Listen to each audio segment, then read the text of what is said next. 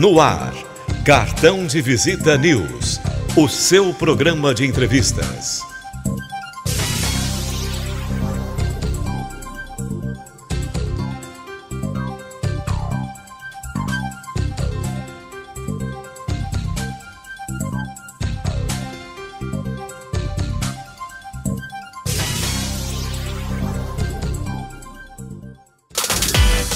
Precisa fazer mais pelo seu negócio? A Socred Mais é o parceiro certo para ajudar as pequenas empresas. Tudo de forma rápida e simples. Quer fortalecer o caixa? Peça seu microcrédito direto pelo aplicativo. Você também pode antecipar recebíveis. E ainda tem a linha especial de capital de giro para quem é MEI.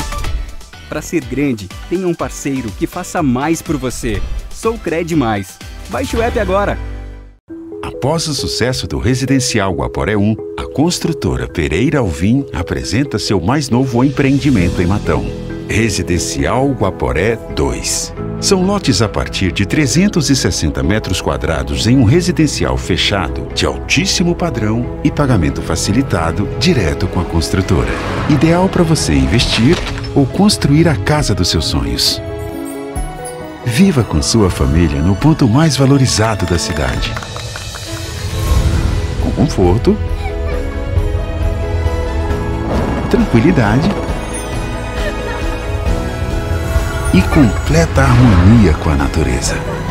Plantão de vendas no local. Ligue 0800 942 5151 e saiba mais. Residencial Guaporé 2. Seu bem viver começa aqui. Pereira Alvim. Sonhamos mais, construímos mais. Ter um banco na palma da mão é ter mais praticidade, é ser Digimais. Pagamentos, transferências, Pix, cartão de crédito, tudo pelo app. Faça mais por você. Banco Digimais, um banco para todos.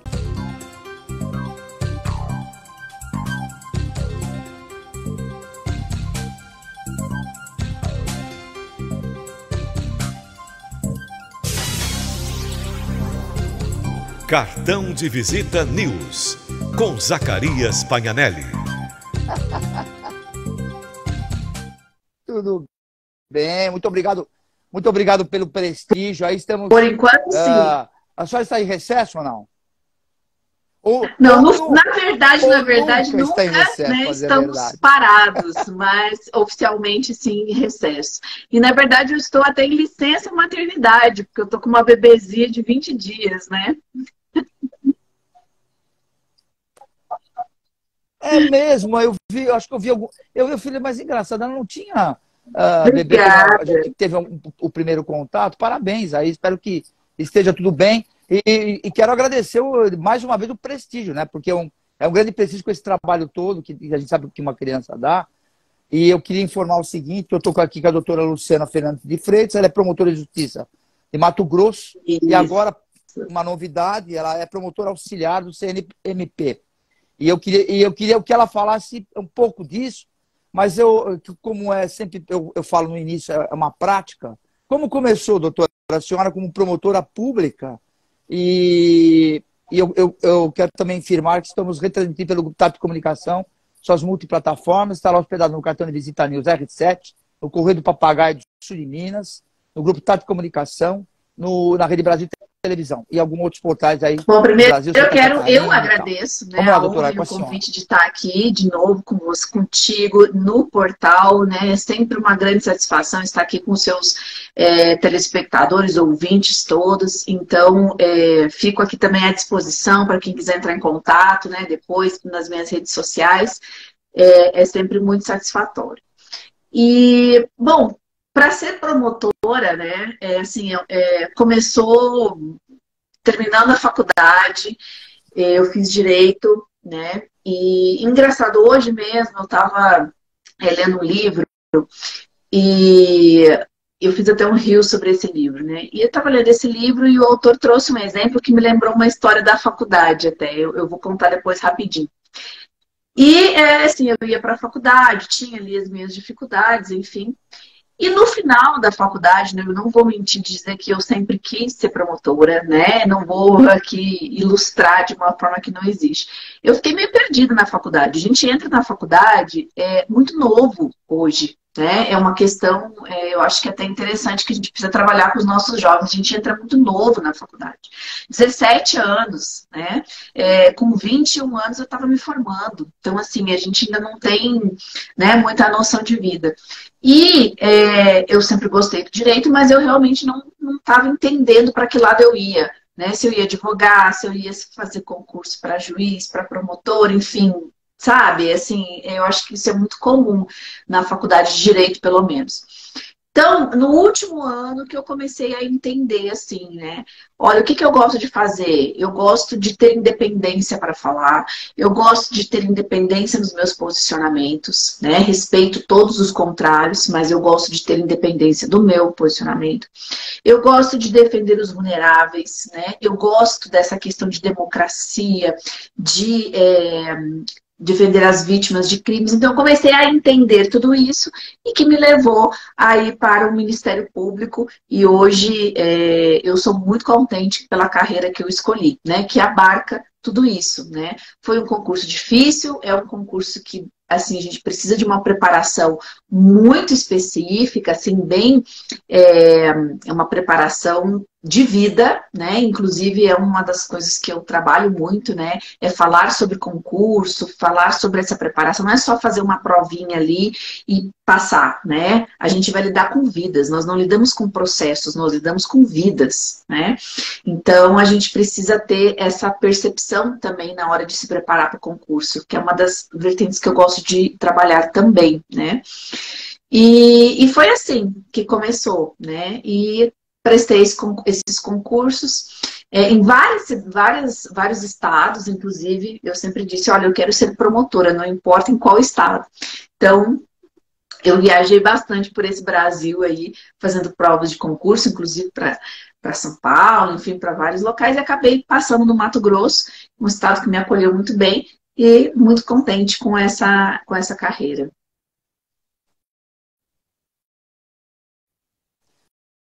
Você tem um colega, não sei, eu não sei, não me lembro a cidade que ele está, ele deve estar na capital, não sei, que é o Mário de Balqueiro, faz parte do grupo de vocês aí do Fonajuc. É Mato Grosso do Sul. Que ele também e o irmão dele, olha que coincidência, né? Esse mundo é grande e pequeno ao mesmo tempo. O irmão dele o Marcos trabalhou comigo, mas ele é defensor público, mas trabalhou na mesma comarca que eu, né, em Comodoro. Então, nós tivemos um período aí trabalhando juntos, o irmão do juiz. Então, é interessante isso, né? O mundo é grande, mas é pequeno. Tá vendo? A gente acaba se conectando por aí, né?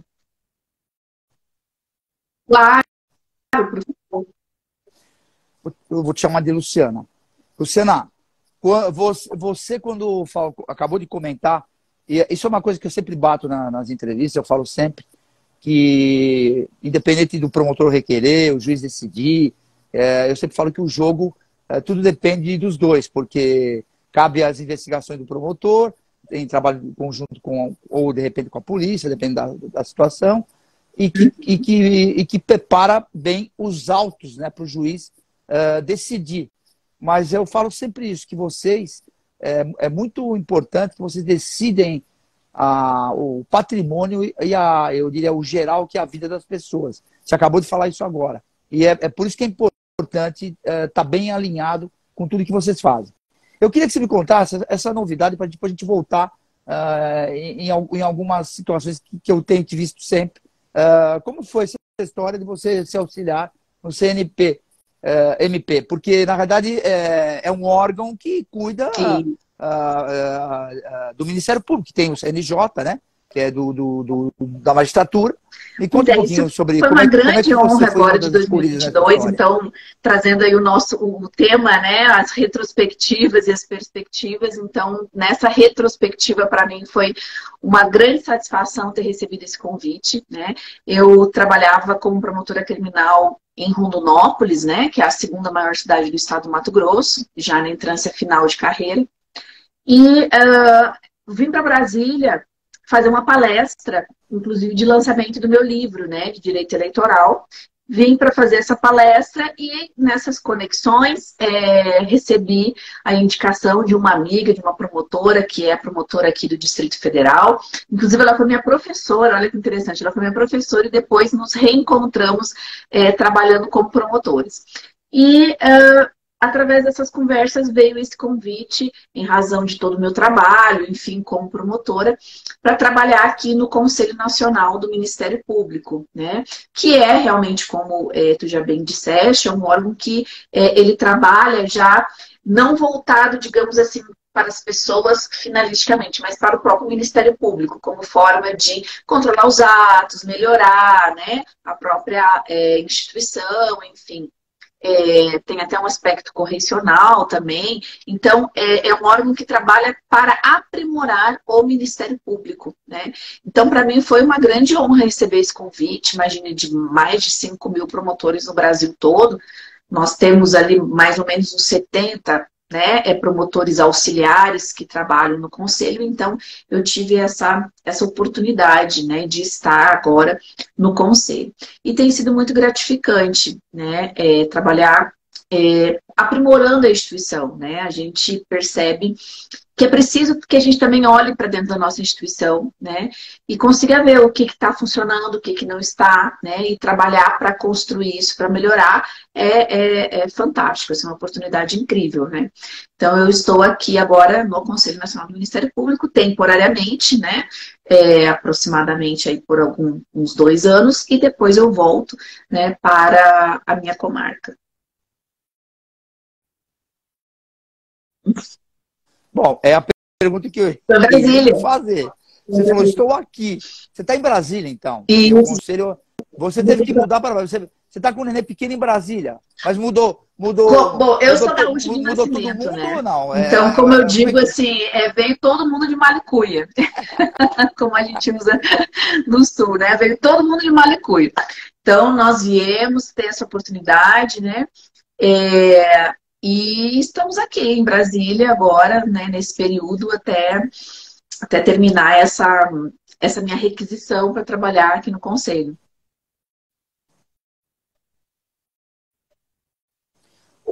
O Conselho, não sei se você já conseguiu pescar, o Conselho ele tem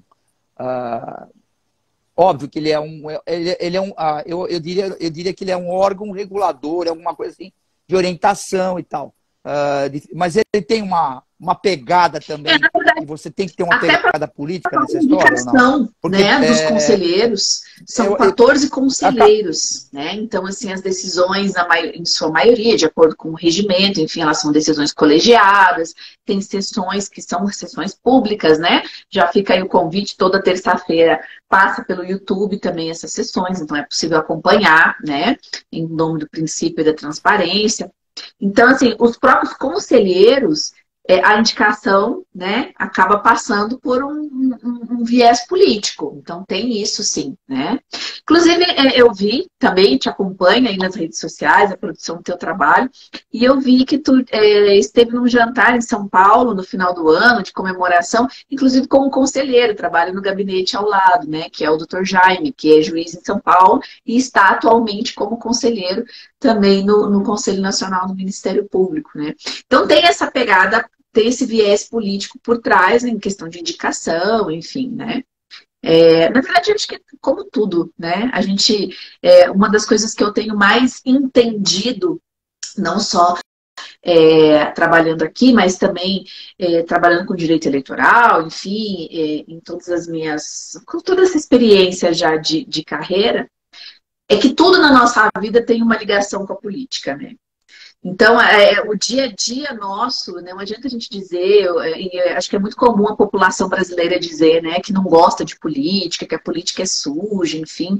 E, claro, ninguém está falando que a gente gosta, digamos assim, dos escândalos, das falcatruas que acontecem. Mas a política em si, ela está na nossa vida diária, né?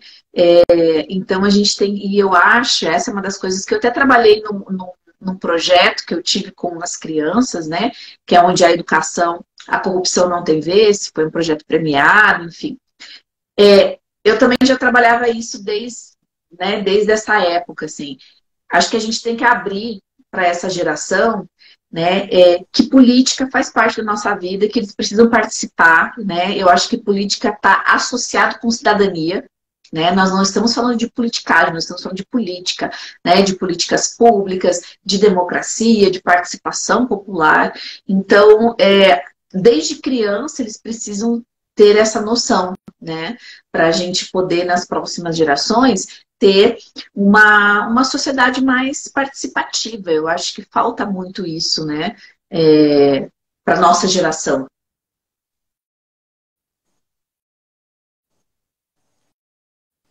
Eu queria dizer o seguinte, eu não entendo muito bem de política, não que eu falo que não entendo bem de política para que não haja nenhuma, né, controle. Não, mas o que acontece? Quando você fala que a pessoa tem que... Porque muita gente fala, eu não me meto em política, eu não quero saber. Desses aspectos negativos que saem na televisão, os escândalos, enfim, né? Mas o que eu falo, o que eu me refiro sobre política é a cidadania, é o instrumento da cidadania, né? É saber que a gente tem instrumentos, por exemplo, a população, uma pessoa, eu, tu, né, quem está nos assistindo, pode ajuizar uma ação contra um ato que foi uma decisão que foi tomada no âmbito político, né, que se refira a algum direito individual da Constituição. Então, é esse tipo de situação que eu acho importante. Conhecer as instituições, né, ir atrás dos seus direitos, né, essa questão... Eu sempre dou esse exemplo nas escolas quando eu faço o projeto, né. A gente passa no nosso bairro, e com certeza todo mundo que está aqui nos assistindo já viu essa situação. Tem aqueles grandes outdoors, né, dizendo aqui construção da escola tal, ou construção do posto de saúde tal. Aí tem lá um monte de letrinhas, né? Que tem lá as verbas, o termo de referência, né? Tem toda a especificação daquilo lá. A gente passa e nem dá bola para aquilo. A gente só vê o grande. Só ver, aqui vai construir, né? Ou olha, isso aqui está 10 anos aqui com esse negócio, nunca saiu um tijolo. Como que a gente, né? A gente olha assim, isso aí é politicagem. Só que a gente tem como fazer diferente. Você pode pegar aquilo ali, tirar uma foto daquilo ali, hoje todo mundo anda com o celular, e encaminhar para o Ministério Público. Você mesmo, o próprio cidadão pode pegar aquele termo de referência que está ali no outdoor, dizendo que vão construir, e entrar no portal Transparência e ver o que aconteceu com aquele dinheiro. Né? Então é isso que eu me refiro à política. Eu acho que a gente tem que participar mais como cidadãos, né, desses processos democráticos. A politicagem, eu não sei nem te dizer direito as siglas dos partidos. Posso ser bem sincero? Se me fala o nome se me fala as siglas, eu já me confundo todo. Eu já não sei nem dizer o que é esquerda, o que é direita. Eu não sei, né? Mas a questão da política em si é isso, né? É ter esses instrumentos de cidadania postos à disposição da população, que é o que a Constituição nos traz, então isso é jurídico, né? Para que a gente possa aí definir e participar dos rumos da sociedade.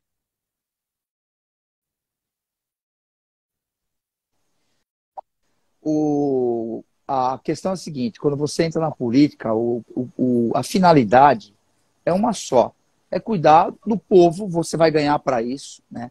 Vai estar, não é ficar fazendo a promoção pessoal, né? Não da questão pessoal, que é a maioria é promoção. Isso acabou criando, na realidade, a senhora está acompanhando aí, principalmente no Conselho, o celeiro jurídico que nós estamos vivendo, que estão dizendo, isso é inconstitucional, isso é não sei o quê. Eu não quero entrar nessa vamos dizer, nessa vibe, como falam. Não quero entrar nisso, porque eu acho que tem, na minha opinião, eu vou falar e vou encerrar aqui. Democracia e liberdade de expressão tem limite. Tem que tomar cuidado com isso. Porque o que acontece, doutor? Eu falo sempre isso. Não, mas você denegriu, você falou mal, você criou uma situação, você responde por isso civil e criminalmente. Só que, como é que você junta as penas no travesseiro quando você corta? O estrago já está feito.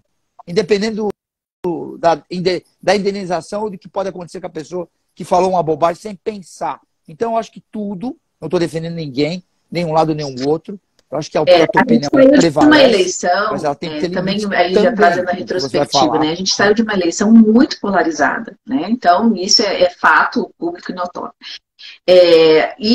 E aí eu acho que é importante a gente trazer a questão dessas regras jurídicas e o porquê que eu gosto do direito eleitoral também, né? Por quê? Porque o direito eleitoral, as pessoas também confundem com a politicagem, mas não é isso. O direito eleitoral, ele justamente vem o quê? A partir da Constituição, trazer as regras jurídicas desse jogo democrático.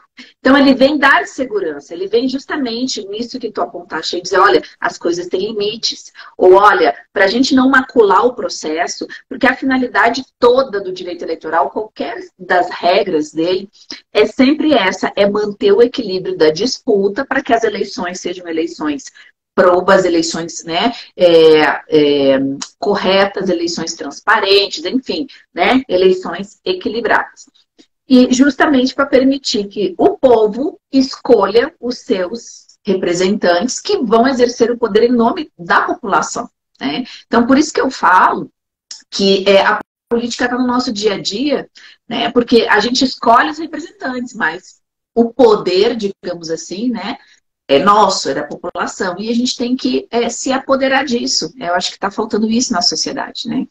Então, assim, o direito eleitoral, ele traz essas regras, que é justamente para, né, deixar as coisas certas, deixar as coisas, tirando as ideologias partidárias, né, políticas no sentido de ideologias, de ideias, né, de manifestações, e dizer, olha, as regras são essas, né? Então, eu acho que, e agora nas últimas eleições foi muito importante, eu acho que o direito eleitoral ele teve um local muito importante, ele teve um espaço importante para se manifestar, né? E a gente ainda vai ver agora aí na perspectiva para o próximo ano, para o ano de agora, né, 2020, a gente ainda vai ver desdobramentos disso, né?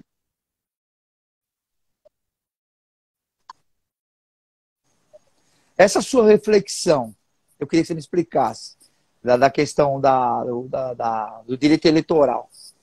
Me conta um pouquinho desse Master em Direito Eleitoral que você faz com a editora Método. Me conta um pouquinho disso. Porque eu acho que isso também é uma grande experiência de estar nesse momento no conselho por entender bem dessa área. Porque eu acho que isso é uma coisa que eu não diria que vai complicar, não é isso. Mas eu diria que isso vai perdurar por muito tempo, essa questão do direito eleitoral. Vai ficar perdurando na administração pública, você está certíssimo. Eu acho que nessas eleições passadas, né, nessa retrospectiva aí das eleições de 2022, eu acho que o direito eleitoral, ele ganhou esse destaque, né? Na verdade, a justiça eleitoral, o direito eleitoral, ele já existe há décadas, né? O nosso código eleitoral é da década de 30, 40, né? Mas eu acho que justamente em razão desse acirramento das ideologias é que ele ganhou esse destaque, né? Como esse regulador do processo eleitoral. Bom, eu sempre me envolvi com o direito eleitoral, na verdade. Eu fui promotora eleitoral, só não fui agora, na eleição de 2022, porque eu estava aqui no conselho já. Mas eu sempre fui promotora eleitoral, né? Então, acompanhei eleições municipais, eleições gerais, que são eleições presidenciais, né? Enfim. E antes mesmo de ser promotora, eu já fui assessora da Procuradora-Geral Eleitoral à época, né? A Vice-Procuradora-Geral Eleitoral. Então, eu já trabalhava com direito eleitoral antes de ser promotora. E aí foi passando, é uma matéria assim, que ela acaba ganhando só um pouquinho de destaque na época das eleições, né? E perceba que até agora, até esse ano de 2022, o direito eleitoral nem era disciplina obrigatória nas faculdades. Sabia disso? Nem tinha disciplina de direito eleitoral nas faculdades, né? Então, agora vai começar a ser cobrado.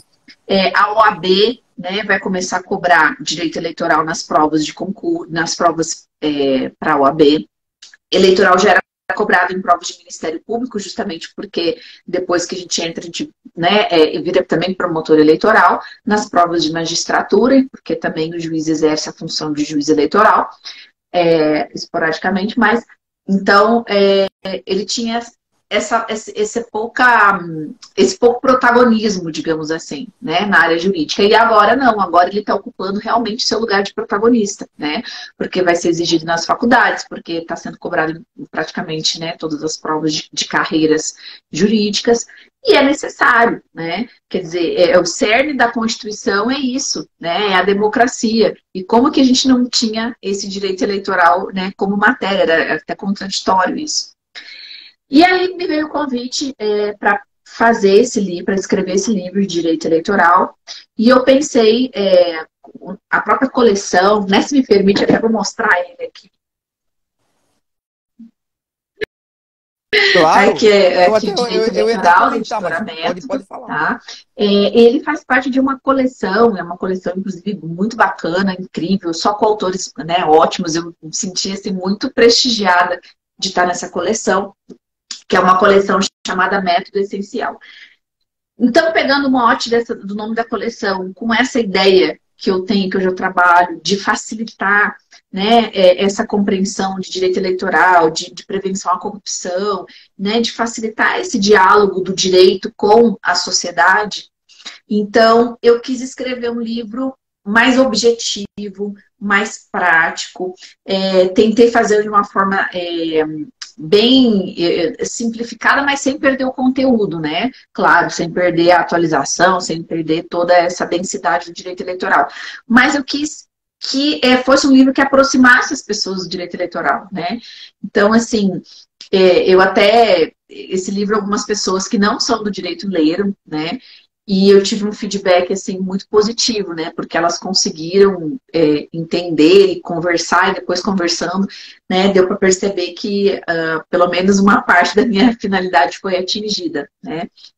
Então, e assim, foi importantíssimo agora nessas eleições, né? Ter essa oportunidade, né, de escrever sobre o direito eleitoral, sobre as regras, sobre como que funciona, questão de fake news, né, questão de violência política contra a mulher, que foi algo muito falado, né, muito divulgado, né, no ano que passou.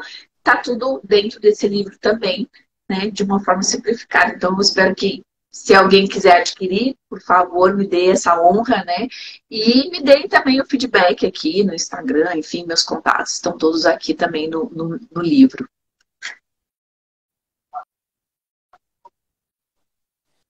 Bom, gente, quando eu falo que estamos em de comunicação, doutora, estamos na televisão, viu?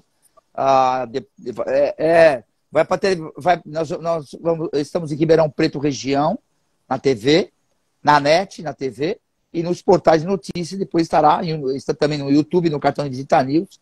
As pessoas se inscrevam e curtam aí, e que prestigiem essa bagagem, né, que agora virou...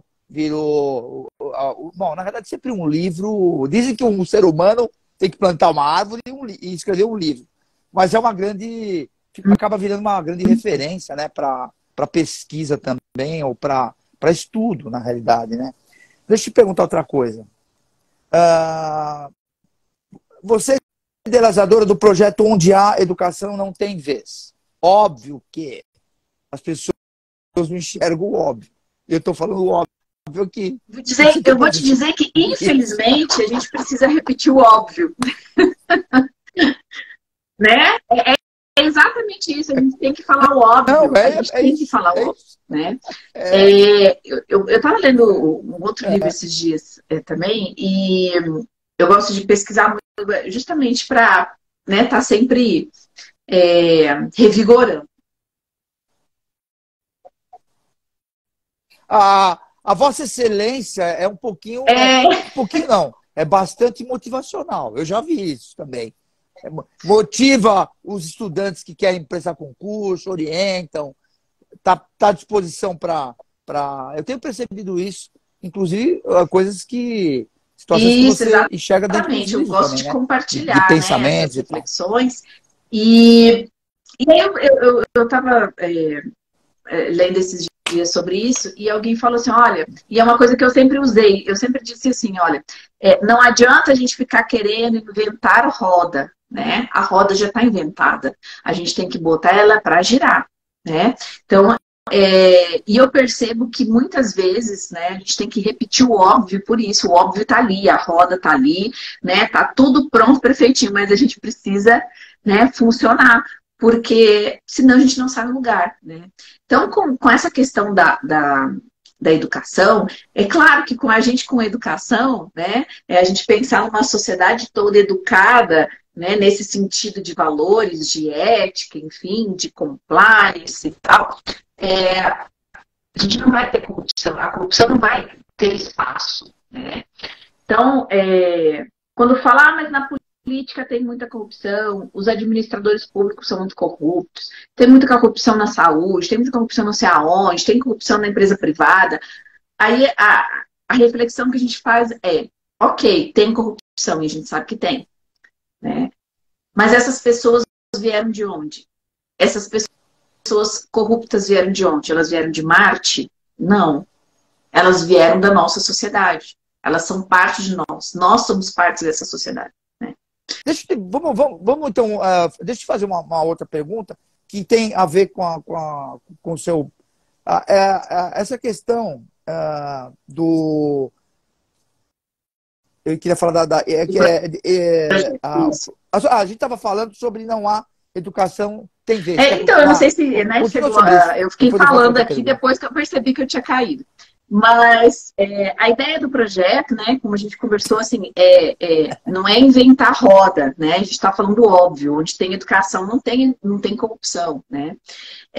Então a ideia é justamente trabalhar essa educação com crianças e adolescentes, né, para que a gente reforce esses valores, né, éticos, sociais, de democracia, de participação, né, já trazer esse empoderamento. Veja como tudo se conecta, né? Eu fico apaixonada falando isso porque tudo se conecta, né? Então não tem como a gente dizer que o direito eleitoral ele não faz parte da nossa vida, ele faz parte, desde que a gente tem que trabalhar as crianças, o valor do voto, como que vota, por que vota, né?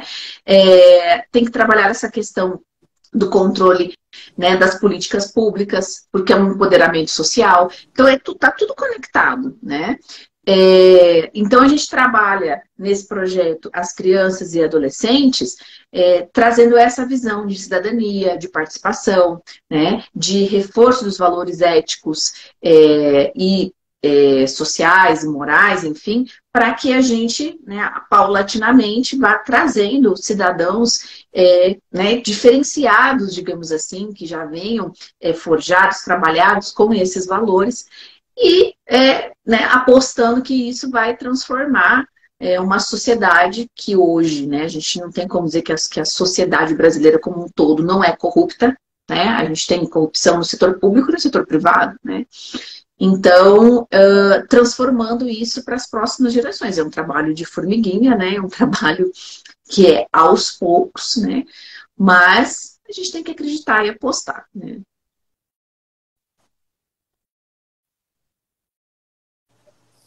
Vou falar um pouquinho sobre esse acesso a um ambiente digital integrado. Você comenta muito a falar. O que bom, eu me entendo muito pouco, né? Mas o que a gente aprendeu nesses 2 últimos anos aí, na questão da tecnologia, o que vocês tiveram que aprender também, e o que tiveram que mudar da vida, o que os mais velhos, né, dos ambientes superiores tiveram que se ambientar também com essa questão da tecnologia. Mas o que você pode falar sobre isso? E outra, entendo que doutora, você está sempre aprendendo, né? Sempre aprendendo. E aí você está num novo ambiente hoje e que também está aprendendo. E está também, óbvio, mostrando as suas experiências também de algumas decisões que foram tomadas ou de algumas situações.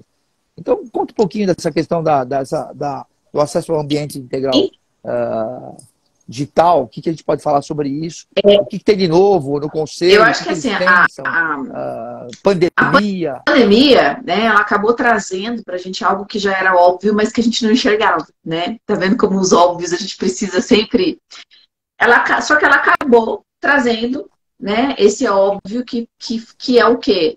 A gente tem uma ferramenta, né, assim, uma potência que a gente não consegue nem calcular, nem imaginar, né, para transformar e para levar informação, enfim, para fazer o que você quiser, né? Inclusive para o mal, né? Mas assim, vamos usar essa ferramenta para o bem, que é essa transformação digital, né? Então, veja bem, tu está aí nos Estados Unidos, eu estou aqui em Brasília, né? A gente está conseguindo, enfim, trazer todo esses panoramas, né?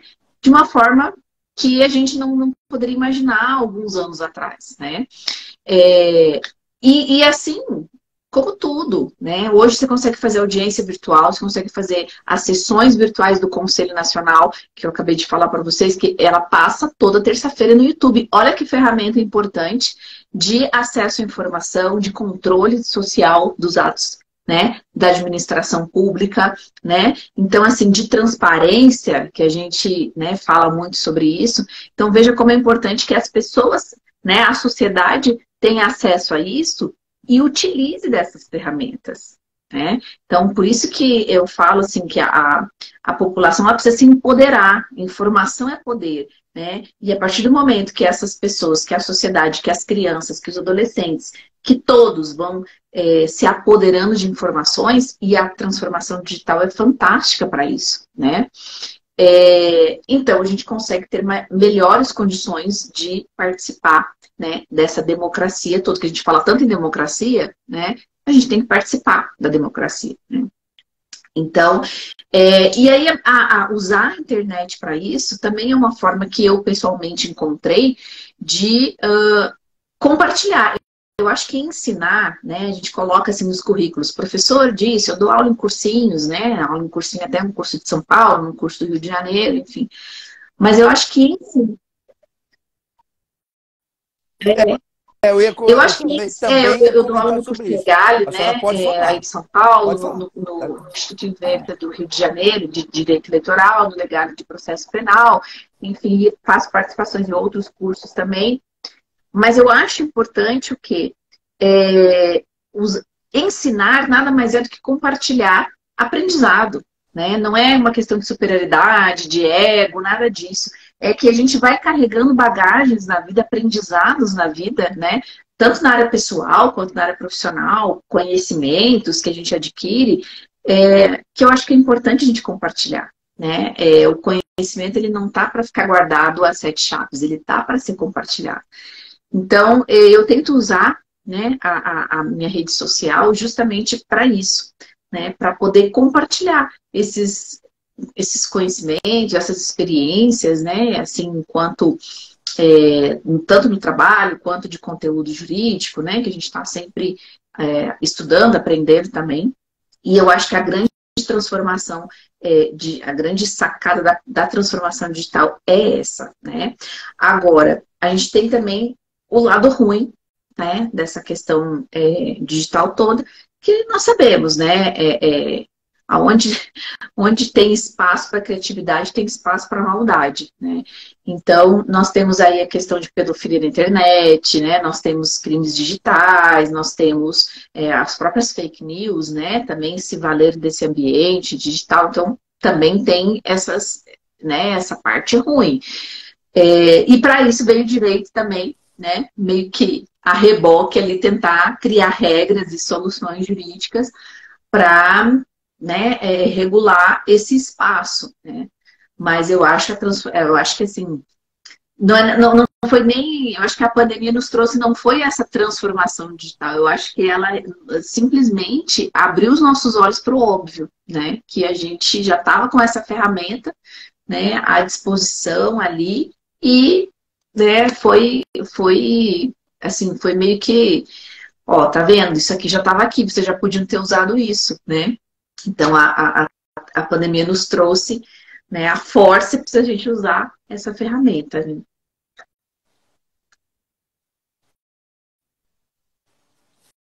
O que você pode falar relacionado ao Conselho Superior do Ministério Público, relacionado a essa questão da tecnologia digital e de tudo que vem acontecendo, uma performance que realmente, num bom caminho, foi ótimo, né? Mas se existe alguma coisa, se na realidade, como o Ministério Público também é um órgão fiscalizador, eu costumo falar, o xerife, né? A gente brinca sobre isso, que foi um paradigma que não se tirou até hoje, né? Porque o promotor ele tem o direito de investigar também, junto com os policiais, com o delegado e tal. Mas já existe algum movimento dessas questões da fiscalização do Ministério Público, desses fake news que estão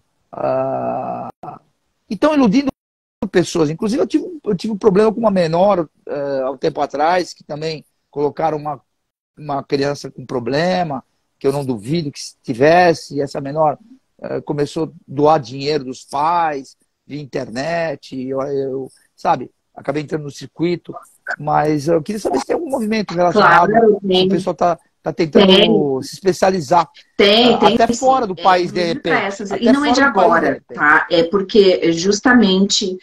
Veja bem, eu acho que a questão das fake news, por exemplo, elas surgiram lá em 2016, né? Na verdade, agora que, né, parece que surgiu ontem, mas não, ela já é, né, lá das eleições, lá do contexto das eleições americanas, aí, ó, onde você tá, de 2016, e veio espalhando tudo isso, né, pelo mundo. Então, desde essa época, com relação, por exemplo, às fake news, já há, né, uma preocupação, e é uma preocupação não só mental, mas uma preocupação de ação, né, de tomada aí de medidas pelo Ministério Público com relação a essa situação. Assim como com relação aos outros crimes, né, e outros ilícitos que são praticados pela internet, né. E, claro, hoje nós temos, por exemplo, um marco regulatório de internet, nós temos, né, regras, nós temos novos tipos penais, né, nós temos toda uma normas jurídicas sobre fake news. Então, né, tudo isso veio surgindo, por isso que eu disse que o direito veio a reboque, né, veio meio que atrás dessas inovações maléficas, digamos assim, né. Mas surgiu, então hoje nós temos regras penais, né? Nós temos regras de procedimento, então tem tudo isso. E claro que os profissionais têm que, né, se capacitar para trabalhar nessa questão. Então, eu sempre falo, ó, quando eu entrei no Ministério Público, né, vou fazer 10 anos de Ministério Público, era completamente diferente, não tinha fake news, né? Que é para a gente trabalhar enquanto promotor eleitoral, por exemplo, não tinha, na primeira eleição que eu participei como promotora, eu não tinha que trabalhar com fake news, né? 10 anos depois, nós temos um panorama completamente diferente, né? Há 10 anos, quando eu entrei no Ministério Público, e eu estou falando, eu que sou relativamente até nova na carreira, mas nós temos, né, promotores aí com 30, 40 anos de serviço. Nós não tínhamos essa questão por exemplo, de salas de bate-papo com pedofilia, né? Nós não tínhamos criptomoedas, nós não tínhamos, né, esses crimes relacionados ao sistema financeiro. Então, veja assim, o panorama completamente diferente, né? Então, óbvio que nós temos que nos qualificar e nos preparar para tudo isso. E o Ministério Público tem essa preocupação, né? Claro, respeitada aí a autonomia dos estados, né, dos ministérios públicos dos estados. O próprio Conselho Nacional oferece diversos cursos, instrumentos, capacitações, né. Nós temos, inclusive, no final do ano passado, de 2022, foi aprovado salvo engano, na última sessão, na penúltima, um marco regulatório dentro do Ministério Público, eu não vou lembrar exatamente o nome da norma, não me lembro se é código de ética, enfim, justamente dentro dessa esfera digital, né? Tem um grupo de trabalho formado por diversos promotores do Brasil que já trabalham esse marco regulatório aí dentro do Ministério Público. Então, sim, o Ministério Público está sempre, né, tentando também se especializar, trabalhar e passar à frente até, né, para que a gente evite os maiores problemas para a sociedade nessa temática.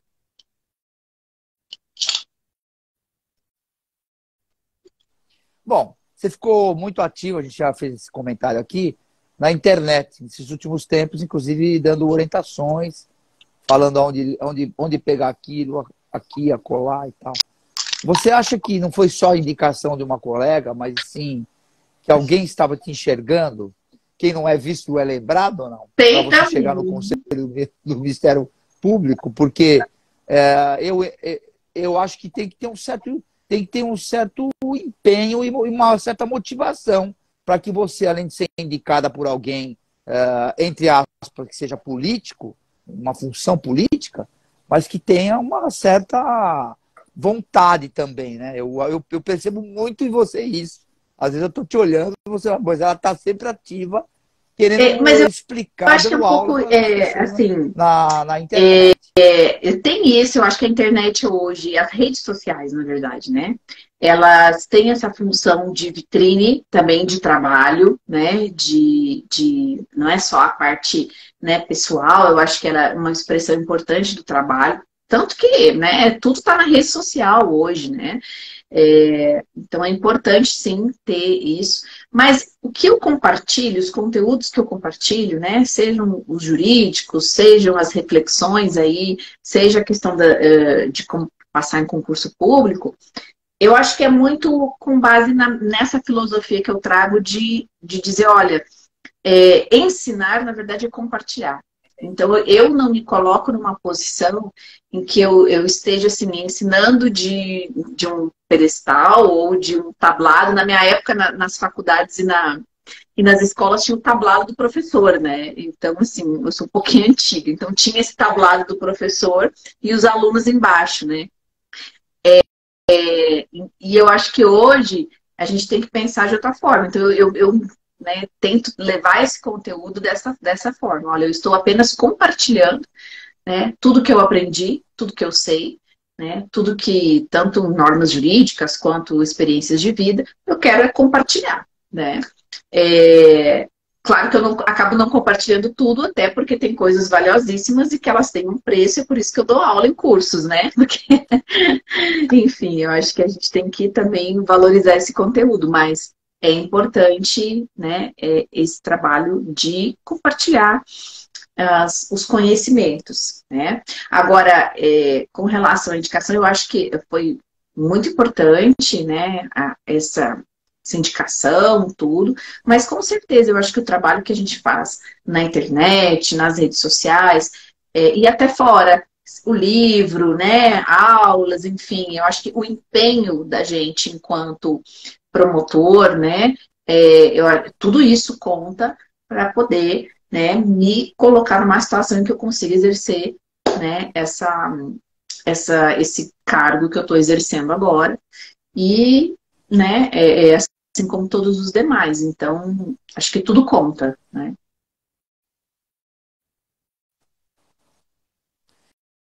Como você falou, você é jovem ainda perante outros no Ministério Público. Tem 10 anos, quer dizer, é experiência, claro, que começa obviamente em comarca, aprende um pouco de tudo, é aquela coisa do clínico geral e tal. Mas você tem uma especialidade, né? Você se especializou também em segurança pública. Conta um pouco sobre isso, que também tem tudo a ver com uma das pastas aí da... Isso foi logo que eu saí da faculdade. Então, eu falei no início que eu lembrei de uma história minha, né? Enquanto estava na faculdade, eu vou contar agora. A faculdade, apesar assim, eu ter crescido, né, num lar, graças a Deus que não me faltou nada, enfim, né, de classe média, se a gente pode dizer que ainda existe essa classe média hoje. É uma promotora animada, mas é interessante trazer, por quê?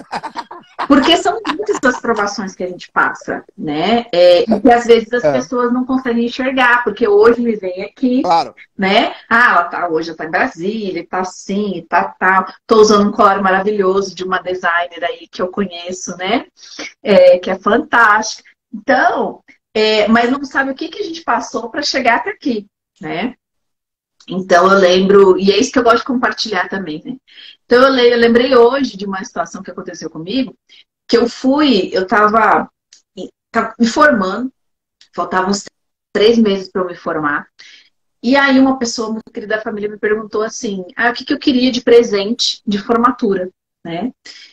e ainda falou, olha, não tem limite, pode pedir o que você quiser, que, né, uma pessoa gostava muito de mim. E aí eu falei, bom, pensei assim, né, eu acho que a pessoa se surpreendeu, né, porque pensou que eu ia pedir, sei lá, um anel de formatura, alguma coisa assim, né. E eu falei, eu quero o cursinho para a OAB. E na época estava recém começando essa coisa de cursinhos, né? Não tinha como hoje, como a internet trouxe, né? 1000 possibilidades. Falei, eu quero fazer o cursinho já para a OAB. E era um cursinho que estava começando, era a primeira turma desse cursinho, era só um mês de curso para a OAB. E eu ainda estava na faculdade, estava terminando ainda. Aí, tudo bem. Fiz o curso, eu lembro até hoje o valor, era R$ 197 o curso. E ganhei esse curso de presente. Fiz o curso, passei na OAB, na primeira prova eu já passei na OAB, graças a Deus. E aí, olha que interessante, a pessoa, a professora que já era defensora pública, que era a dona do curso, que estava fazendo o curso, né, junto com outros profissionais, acho que tem uns 2 anos eu reencontrei com ela, uma pessoa fantástica, fantástica. Reencontrei com ela numa turma, nós duas estudando juntas no mestrado. Então, olha que interessante, né? Como a vida dá essas voltas. Mas nem era essa história que eu queria contar. O que eu queria contar era o seguinte. Aí eu ganhei esse curso. E para ir nesse curso, né? Eu não tinha... Eu realmente não tinha dinheiro meu, né? Eu não tinha dinheiro meu. E é comum com quem está se formando, não tem emprego, né? Aquela situação toda. Não é todo mundo que tem condições, assim, de ser provida de todas as formas. E aí, eu peguei o carro da família, né? Eu não tinha carro, isso eu estava com 21 anos, eu não tinha carro meu. Peguei o carro emprestado, né? Meu pai, não lembro se é meu pai, enfim. E fui abastecer.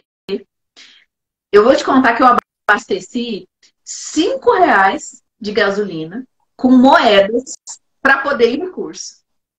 Então, veja, hoje, né? Não, hoje não dá nem dinheiro. Hoje não dá mais. Hoje não dá mas mais. Na época era R$ 5 de moeda. Essa história ficou famosíssima na minha família, porque o frentista, né, olhou assim, eu depositando moeda, soltou o cofrinho.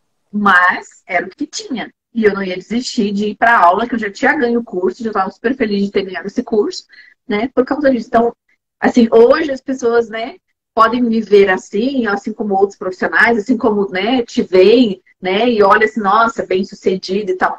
Ok, mas a gente tem história, né? A gente tem bagagens. E eu acho que é importante também, né, compartilhar isso, porque as pessoas não desistam e entendam a minha parte motivacional. Para não desistir, né? E entender que isso faz parte do processo, faz parte da construção da pessoa, né? Da valorização do que se tem, para conseguir, né, chegar.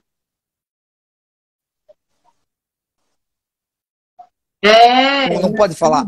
Tem que encarar. Ninguém falou que é fácil e não é fácil. Não dá para falar. Né? Mas vai dar certo. Não dá pra gente pensar que tem outra alternativa de não dar certo. Né?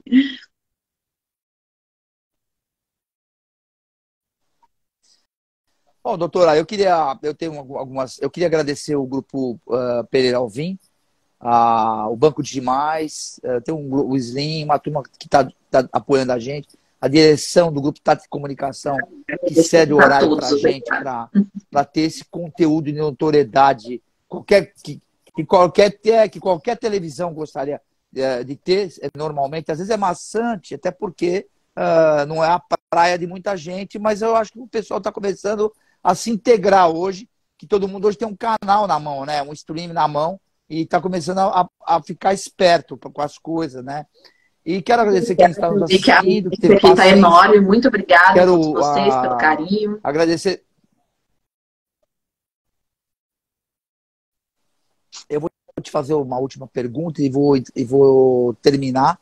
Eu também quero te agradecer, até porque eu não sabia que você estava morando em Brasília, e também não sabia que você acabou de ganhar neném, não sabia. Isso aí, para mim, para o programa, é um grande prestígio, porque de ter aceitado, porque é uma... E outra, você veio com coisa nova, né?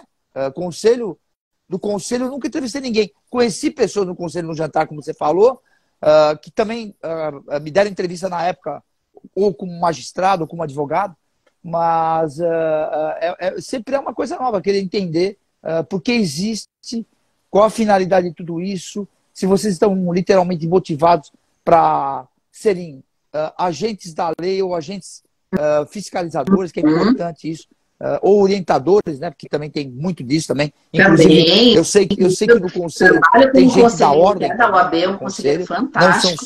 Exatamente. É uma composição plural, né? Para que justamente que é para melhorar a instituição magistrado, promotor, né? advogado,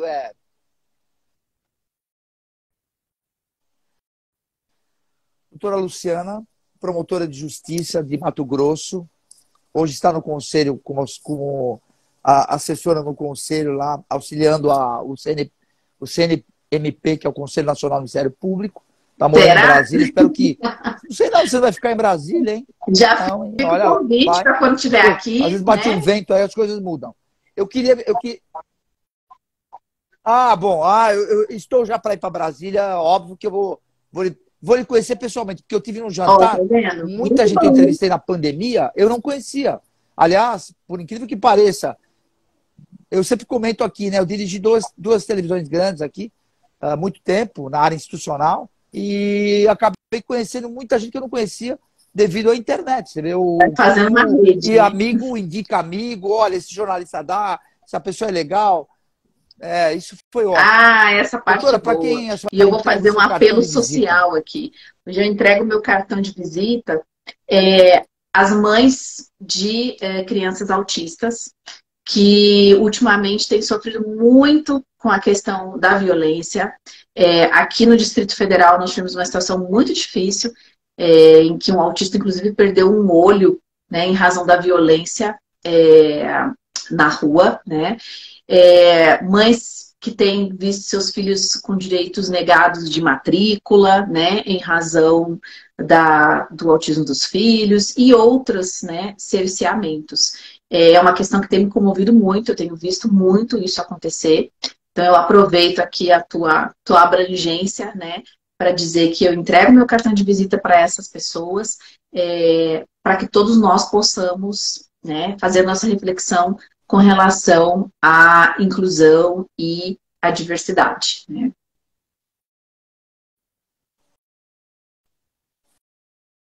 Eu não sei se você sabe, eu entrevistei outro dia o doutor Irineu Fava, que é desembargador eu costumo sempre afirmar, o maior tribunal do mundo, né, em termos de desembargadores, que é o Tribunal do Estado de São Paulo, e eles montaram uma coordenadoria agora de acessibilidade, assédio moral, como vão ser feitas as decisões e tal. Isso vai ser muito importante para vocês somarem aí no Brasil inteiro. Doutora, paz aí. Família também. Muito obrigado. Nós olheiros aqui, ó. Tá dormindo à noite? Não. Se comparar a última entrevista com a de agora, veja uma diferença gigante.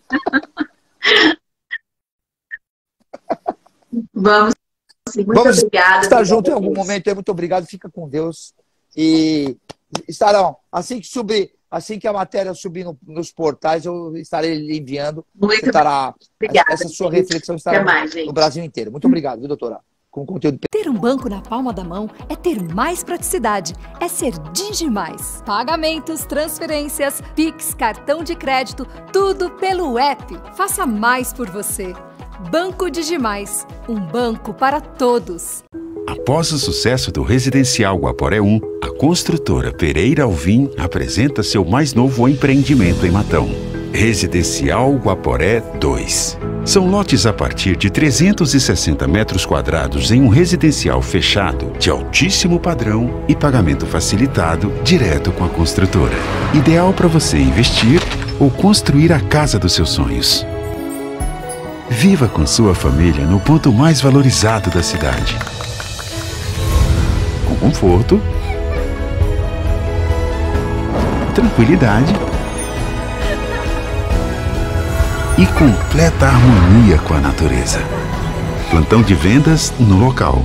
Ligue 0800 942 5151 e saiba mais. Residencial Guaporé 2. Seu bem viver começa aqui. Pereira Alvim. Sonhamos mais, construímos mais. Precisa fazer mais pelo seu negócio? A Soucred Mais é o parceiro certo para ajudar as pequenas empresas. Tudo de forma rápida e simples. Quer fortalecer o caixa? Peça seu microcrédito direto pelo aplicativo. Você também pode antecipar recebíveis. E ainda tem a linha especial de capital de giro para quem é MEI. Para ser grande, tenha um parceiro que faça mais por você. Soucred Mais. Baixe o app agora.